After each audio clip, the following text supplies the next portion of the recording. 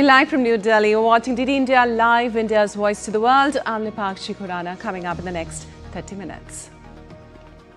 In a dramatic shift from the US leader's call on Kyiv to make concessions to end the conflict, President Trump now says he believes Ukraine can retake all its land occupied by Russia.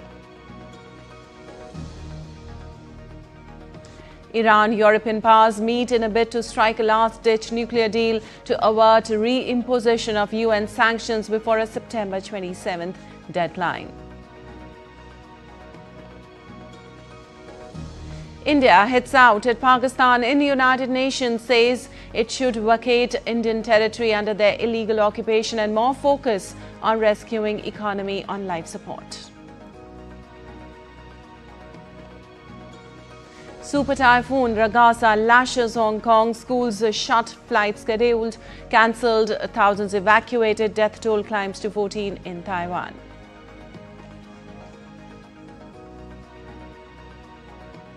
And in cricket, India looks to continue its form against Bangladesh in Super Fours today in Asia Cup in Dubai.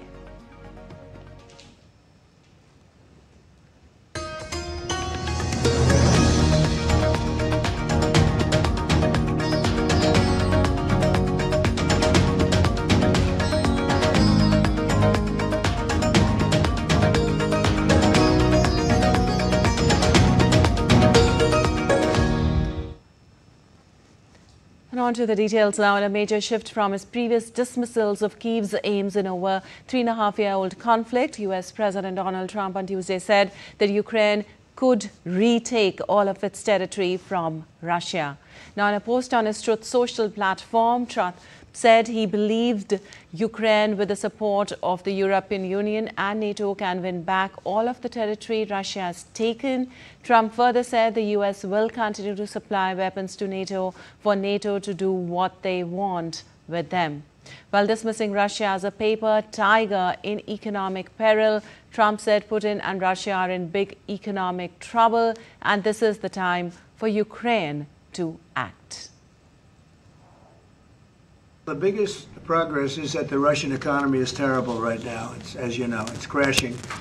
And that, frankly, Ukraine is doing a very good job of stopping this very large army. It's pretty amazing. You know, this is a war that should have ended in 3 days, 4 days. People said it was going to be very quick, and you got to hand it to the Ukrainian soldiers. Well, Trump's comments came after holding talks with Ukrainian counterpart Volodymyr Zelensky on the sidelines of the UNGA in New York. Talking to media with Ukrainian counterpart, the US president called NATO nations to shoot down Russian planes violating their territory. Mr. President, do you think that NATO countries should shoot down Russian aircraft if they enter their airspace? Yes, I do. While Ukrainian President Volodymyr Zelensky hailed a big shift in Donald Trump's position after the US president said Kyiv could win back every inch of territory captured by Russia's army. Talking to media after meeting Trump, the Ukrainian president said the US president had the influence and the power to be a game changer for Ukraine. Trump is a game changer by himself if he will be sure in Ukraine, and I think that he is more close now to this situation, and that's why, and between us, only Trump can.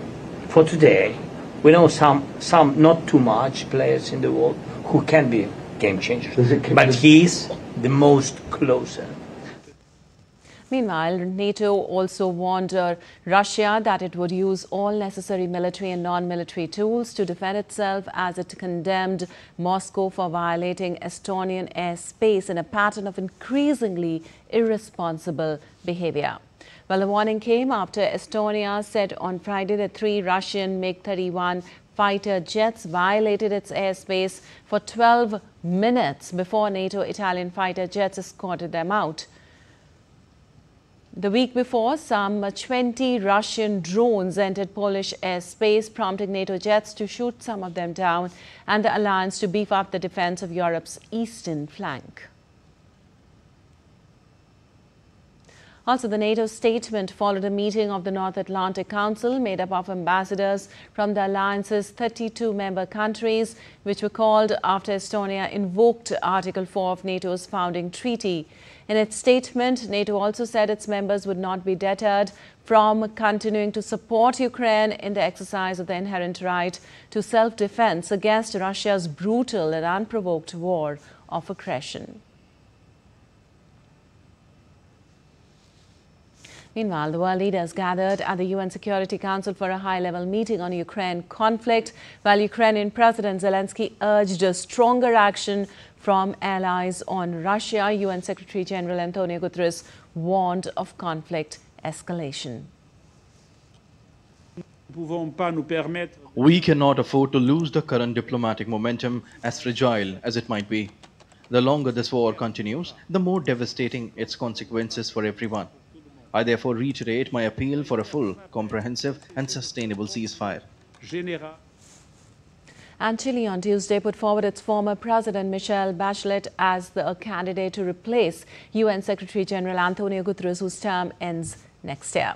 While addressing the UN General Assembly, Chilean President Gabriel Boric said Bachelet was a perfect choice. A pediatrician by profession, Bachelet serves as Chile's only women president twice, from 2006 to 2010 and again from 2014 to 2018. A member of Chile's Socialist Party, she has also served as the Executive Director of UN Women and as UN High Commissioner for Human Rights. The UN has never been led by a woman in its 80-year history and has had only one Secretary General from Latin America to date, Javier Perez de Celia, who served from 1982 to 1991.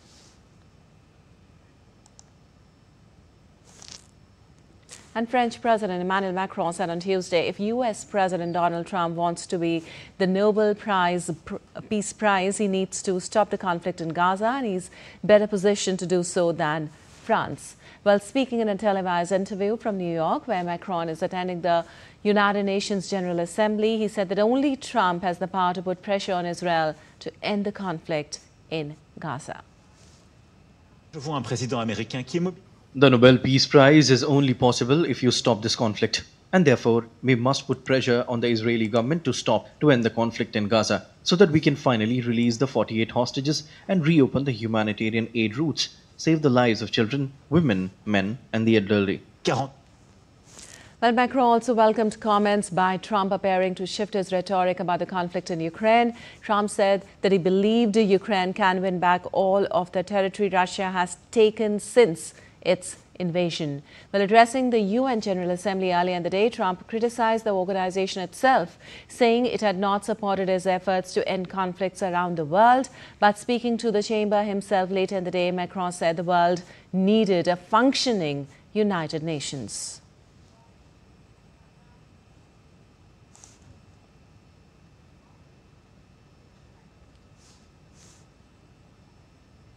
Also, French President Emmanuel Macron will meet with his Iranian counterpart, Masoud Pezeshkian, at the UN on Wednesday as efforts to avert the reimposition of deep sanctions on Tehran over its nuclear program intensify.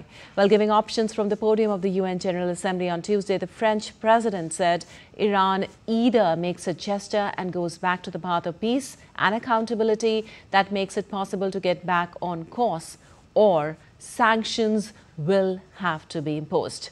He further said he will meet the Iranian president on Wednesday on each of these crucial issues. Well, Iran and European powers remained at loggerheads on Tuesday to strike a last-ditch deal to avert the reimposition of UN sanctions before a September 27th deadline, but both the sides left the door open for further talks. The foreign ministers of France, Britain and Germany, the so-called E3, along with the EU's foreign policy chief, Kaja Kallas, held talks with their Iranian counterpart on the sidelines of the UN General Assembly. On August 28th, the E3 launched a 30-day process to reimpose UN sanctions, which ends on the September 27th. Accusing Tehran of failing to abide by a 2015 deal with world powers aimed at preventing it from developing a nuclear weapon. But 3 European diplomats said significant gaps remained even though all sides knew what needed to be done to get a compromise. If the Iran and the E3 fail to reach a deal on an extension by the end of September 27th, then all UN sanctions, including on its key hydrocarbon sector, will be renewed on Iran, where the economy already struggles with crippling sanctions reimposed since 2018 after US President Donald Trump ditched the pact during his first term. And meanwhile, a team of inspectors was on its way to Iran should Tehran and European powers reach a deal this week to avert the reimposition of international sanctions. Well, UN nuclear watchdog chief Rafael Grossi agreed that technical measures with Iran in Cairo earlier this month that would pave the way for the resumption of IAEA inspectors at sites. But with scant detail and no time frame, they have come under fire given the urgency ahead of the snapback.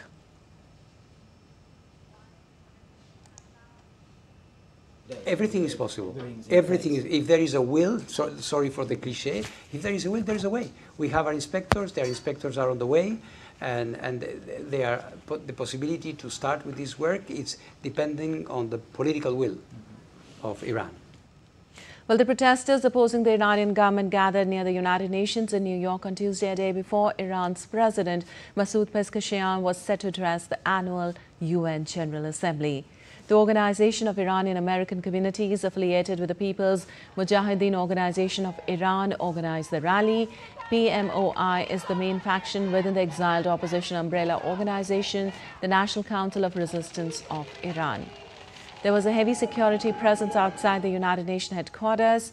The U.S. Secret Service said on Tuesday it had dismantled a network of sophisticated electronic devices in the New York area that had been used to threaten U.S. government officials as foreign leaders gathered this week for the UN General Assembly.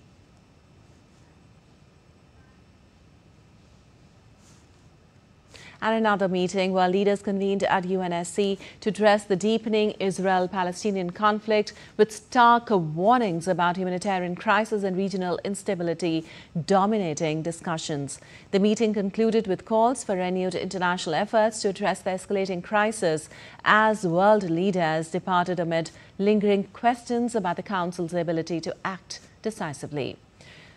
Now, the UN Secretary-General Antonio Guterres described the situation as one of the darkest chapters in the conflict.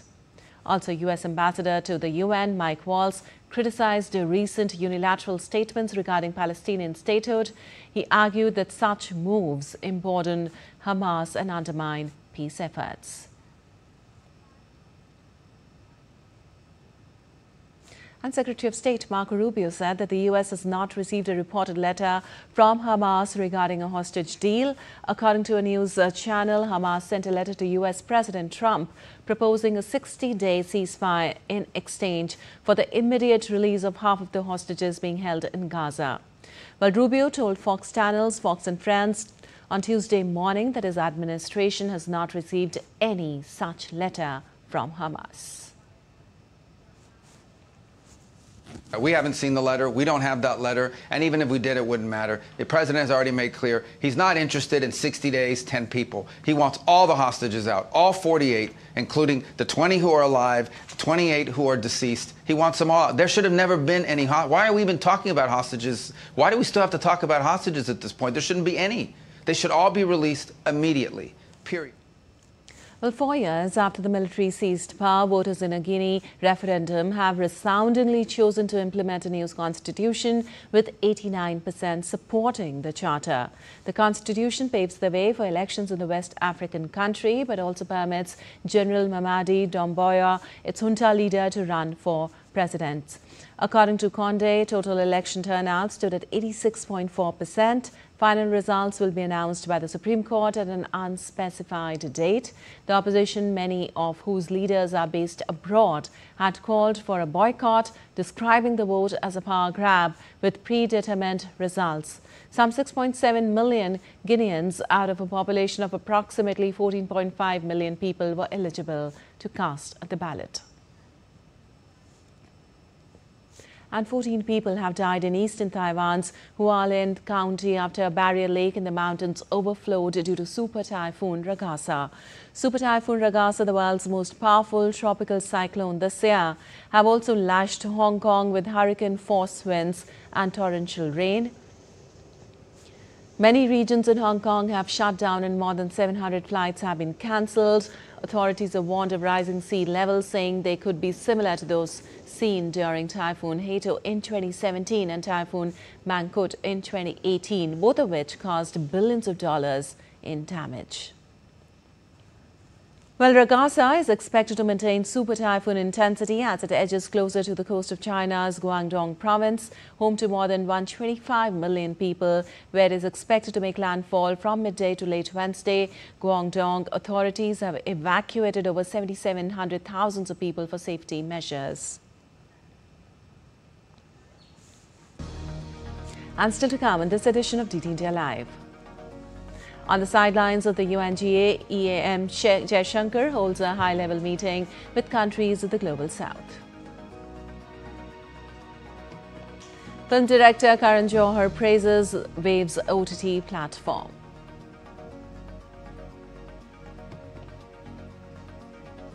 And preparations for World Para Athletic Championship 2025 in full swing. Stay tuned to know more.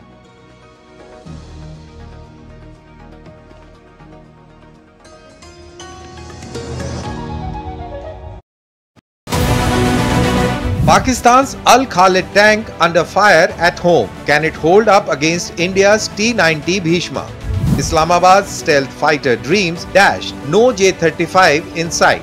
India's big leap in aviation, IMRH and DBMRH set to rule the skies and the seas. And Israel powers up its Iron Beam lasers to replace missiles in future wars. Catch all the action on Defense Dynamics this Wednesday at 8 p.m. IST only on DD India.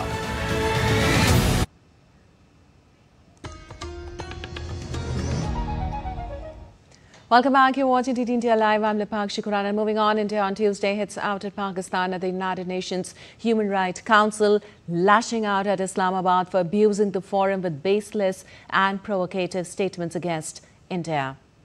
Well, representing India at the 60th session of the Human Rights Council, Kshitij Tyagi, Councillor Permanent Mission of India in Geneva, said that Pakistan should focus on rescuing an economy on life support, a polity muzzled by military dominance. He further said that instead of coveting our territory, they would do well to vacate the Indian territory under their illegal occupation and focus on rescuing an economy on life support, a polity muzzled by military dominance and a human rights record stained by persecution, perhaps once they find time away from exporting terrorism, harboring UN-proscribed terrorists and bombing their own people.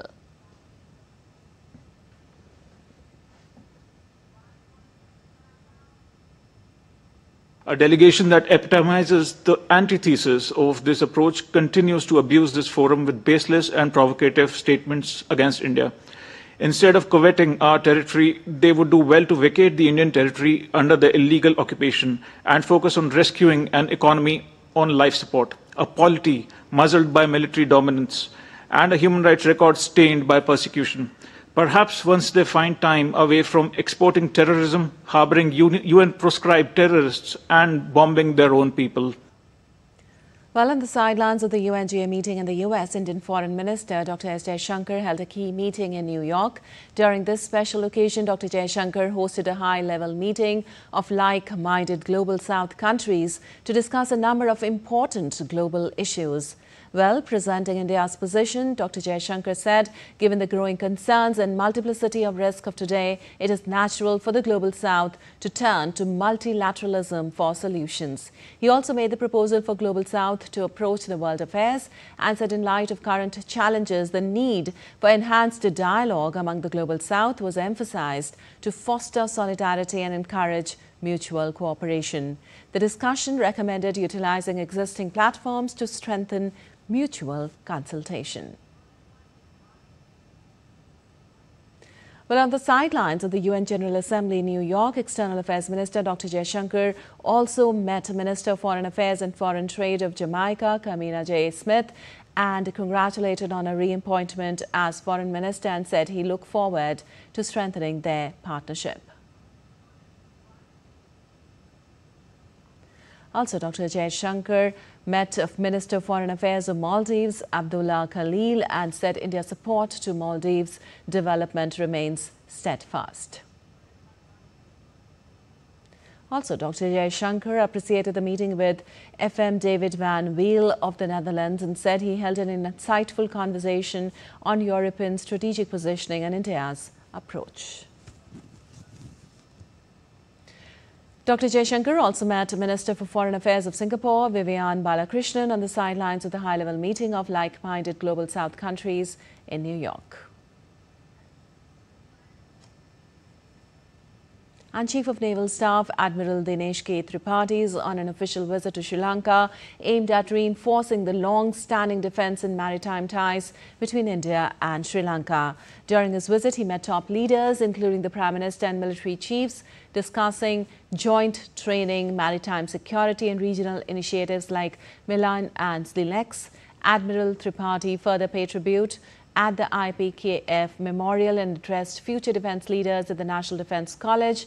A reception aboard INS Satpura celebrated shared values and regional peace. Admiral Tripathi's visit reaffirms India's commitment to a secure Indian Ocean and stronger military ties with Sri Lanka. And moving on, director Karan Johar, whose film Rocky Aur Rani Ki Prem Kahani bagged the National Award for Best Popular Film, providing wholesome entertainment at the 71st National Film Awards, expressed his excitement over getting the prestigious honour. The Kabhi Khushi Kabhi Gum director got the exact same honour 27 years ago for his debut film Kuch Kuch Hota Hai.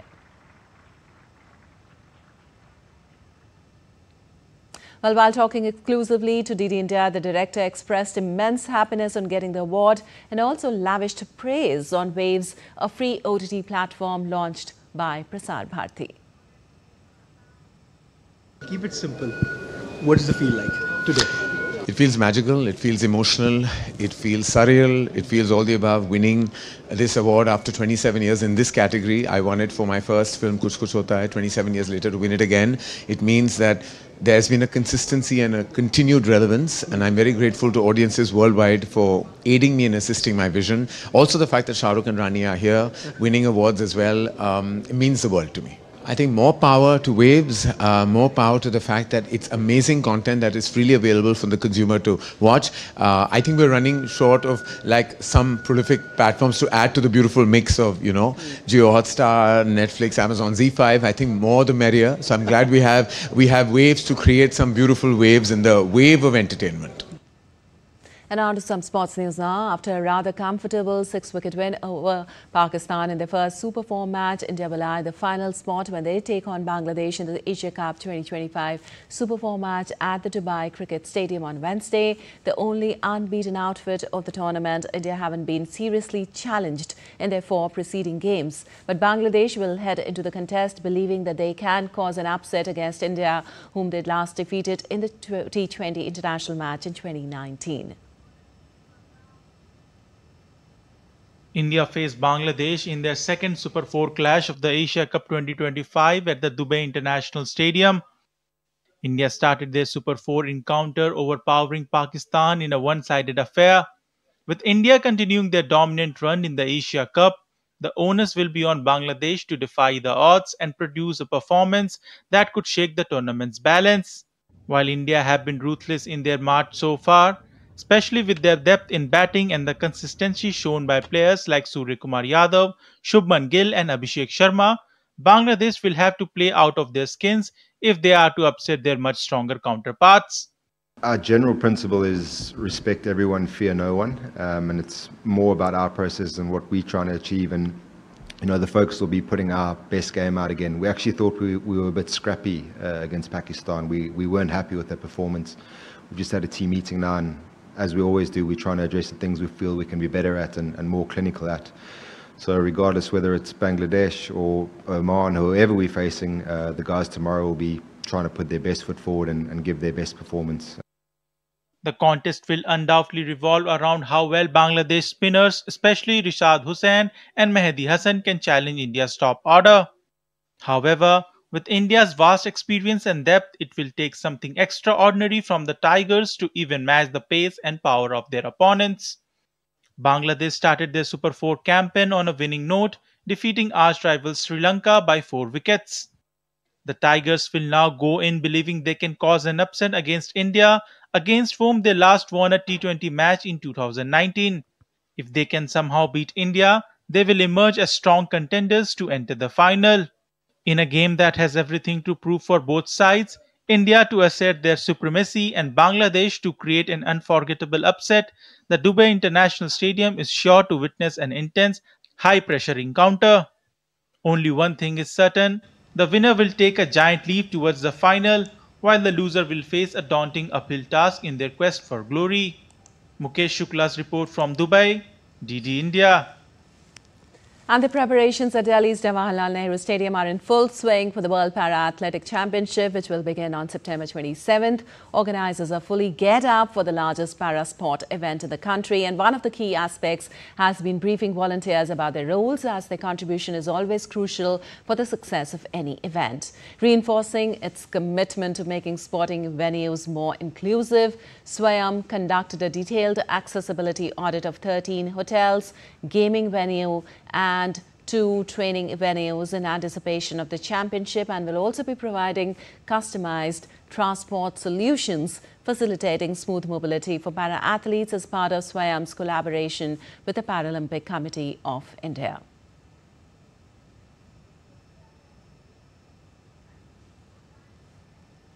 All right, that's all for this edition of DD India Live, but let us know your thoughts on the news of the day. For those on the go, you can get all the latest news and updates from India and across the world on the DD India mobile app. The app is available on both Android and iOS platform. Scan the QR code on the screen to download now. We'll be back with more news as it breaks here on DD India. I'm Vipakshi Kurana from our Prasar in Delhi. Thanks for watching DD India Live.